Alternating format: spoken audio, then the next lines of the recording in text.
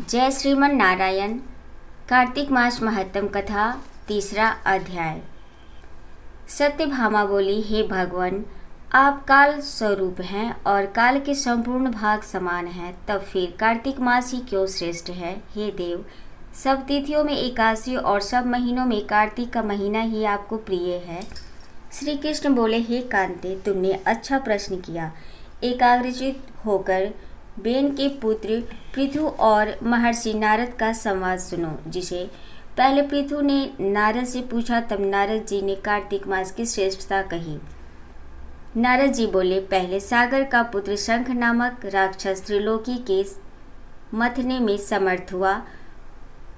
उसने संपूर्ण देवताओं को जीत स्वर्ग से निकालकर इंद्र आदि संपूर्ण लोकपालों के अधिकार अपने हाथ में कर लिए। सब देवता उसके भय के मारे अपने अपने स्त्री पुत्र आदि लेकर बहुत वर्ष पर्यंत सुमेरु पर्वत की गुफाओं में वास करते रहे। जब देवता गुफाओं में रह रहे थे, तब शंखासुर ने विचार किया, मैंने देवताओं को जीत तो लिया है, तो भी वे बलवान मालूम होते हैं। हाँ, अब जान पड़ा कि वे सब वेद मंत्रों से युक्त हैं, इससे उनके वेद मंत्रों का हरण करने से वे सब बलहीन हो जाएंगे। ऐसा विचार कर वह असुर विष्णु भगवान को नींद से ग्रस्त देख स्वयं भू ब्रह्मा जी के लोक में जाकर वहां से वेदों को निकालकर चलने को तत्पर हुआ। तब वे उसके भय के मारे यज्ञ के मंत्र और बीजों समेत जल में प्रवेश कर गए। तब तो वह शंखासुर भी उन्हें ढूंढता हुआ समुद्र के भीतर विचरने लगा, परंतु वे वेद एक स्थान पर कहीं भी प्राप्त न हुए। पीछे से ब्रह्मा जी सब देवताओं को संग ले और पूजा की सब सामग्री इकट्ठी कर बैकुंठ में विष्णु भगवान की शरण में गए।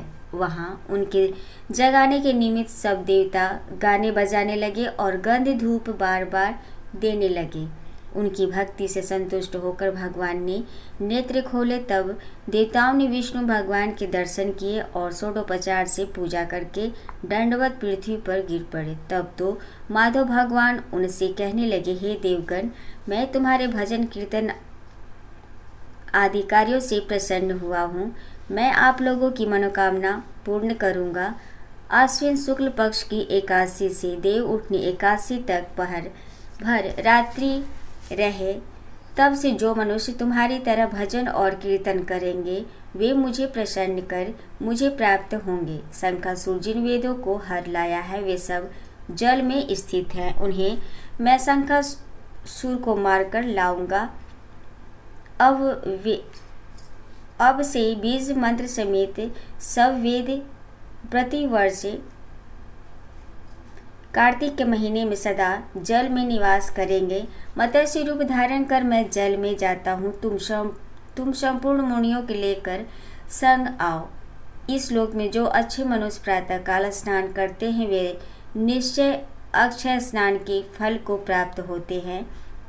जो कार्तिक में सदा व्रत करते हैं, उनको हे इंद्र, तुम मेरे लोक में पहुँचा दिया करो। हे यम, तुम सदा उनकी विघ्नों से रक्षा करते रहो, और हे वरुण, तुम उनको पुत्र पौत्र आदि देते रहो। हे कुबेर, तुम उनकी धन वृद्धि करो, जिससे यह मेरा रूप धारण कर साक्षात जीवन मुक्त हो जाए। और हे अन्य देवताओं, जो जन्म से मरण तक उन बातों को ध्यान करते हैं, वे तुम्हारे द्वारा भी पूज्य हैं। जैसे तुमने मुझे एकादशी को जगाया है, इसलिए यह तिथि सदा मनाने योग्य है। कार्तिक मास महत्तम कथा अध्याय 3। हरिओम तत्सत। जय श्रीमन नारायण। जय लक्ष्मी नारायण।